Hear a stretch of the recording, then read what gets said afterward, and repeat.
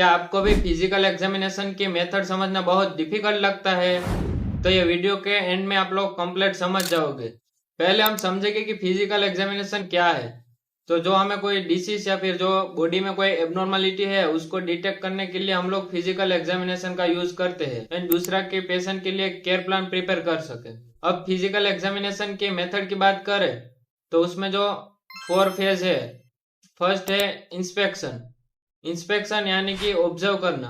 इसमें हम लोग ऑब्जर्व करेंगे कलर, शेप एंड मूवमेंट। अब सेकंड है पाल्पेशन। पाल्पेशन में क्या होता है कि जो हम फिंगर टिप्स है उसका यूज करके जो हम बॉडी का जो स्ट्रक्चर है उसको हम मेजर करें और उसको फील करें।